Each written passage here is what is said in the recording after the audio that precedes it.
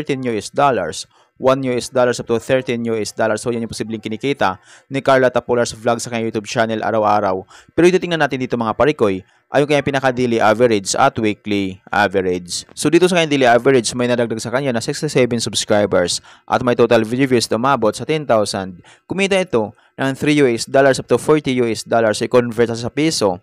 Simulan din convert sa lowest na mayroon siyang 3 US dollars i-times natin sa 57 ay mayroon siyang 171 pesos na posibleng kitain sa loob ng isang araw. At kumabot naman yung highest umabot sa 40 US dollars i-times natin sa 57 ay mayroon siyang 2,280 pesos na posibleng kitain sa loob ng isang araw. So, yung parikoy dito naman tayo ngayon sa kanyang weekly average. So, sa kanyang weekly average, walang nadagdag na subscribers at may total video views na umabot sa 76,965.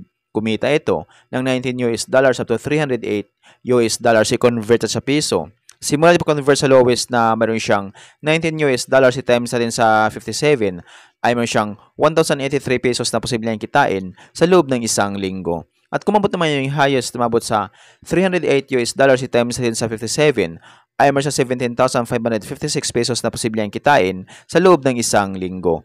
So, maparikoy proceed naman tayo ngayon sa kanyang estimated monthly earnings. Thank you so much po sa support. Si John Carl Eating, sa mga sponsor. Maraming salamat po.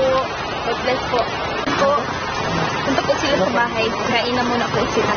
Ginaganda po sila ni mama ng adobo. Nagpapauran. Ano na? Oo, Kuya. Kuya Carl. Hello, Kuya Carl. Ang ulan ini. Sobrang ulan po.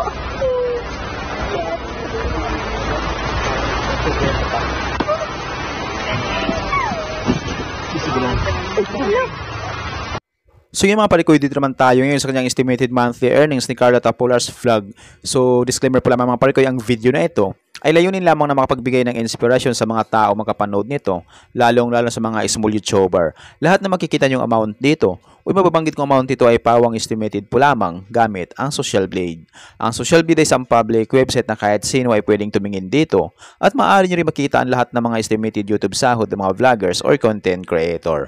Layunin lamang ng video na to na makapagbigay ng inspirasyon sa mga tao makapanood nito, lalong-lalo sa mga small YouTuber. So yung mga palikoy dito sa estimated monthly earnings ni Carla Tapolar's vlog, meron siya dito $75 sa lowest at yung highest na may mabot sa $1,200 i-convert sa piso. Simula convert sa lowest na meron siyang $75 i-times natin sa 57 ay meron siyang 4,275 pesos na posibleng kitain sa loob ng isang buwan. At kung mabot naman yung highest, mabot sa $1,200 i-times natin sa 57 ay meron siyang 68,400 pesos na posibleng kitain sa loob ng isang buwan. So yung mapariko, itong highest ni Carla Tapolar sa vlog, so maabot lamang ito kapag once lahat ng mga viewers niya ay hindi nag-i-escape ng ads. So bihira yung mga viewers na hindi nag-i-escape ng ads kaya dito maabot ni Carla Tapolar's vlog. So dito lang tayo babase sa lowest na meron siyang $75. So itong $75 na katumbas ng 4,275 pesos, so maaring doble lang ito or triple. So yun yung posibleng kitain ni Carla Tapolar's vlog sa kanyang YouTube channel sa loob ng isang buwan. Pero maaaring magbabago pa itong mga parikoy depende sa dami ng views na makukuha ni Carla Tapolar's vlog. So dahil ang sahod ng mga vloggers or content creator, nakadepende sa dami ng views, hindi sa dami ng subscribers. At laking tulong din yung mga viewers na hindi nag-i-escape ng ads. Kaya hanggat maaari huwag po tayo mag-escape ng ads dito sa kay Carla Tapolar's vlog. So sa ganung paraan, medyo lalaki yung kanyang YouTube channel. So alam naman natin ito si Carla Tapolar's vlog na napakabait, matulungin at masipag. Itong si Carla Tapolar's vlog kaya deserve niya magkaroon ng malaking sahod sa kanyang YouTube channel. Kaya tuloy-tuloy natin suportahan ito si Carla Tapolar's vlog at lahat ng mga Kalingap team.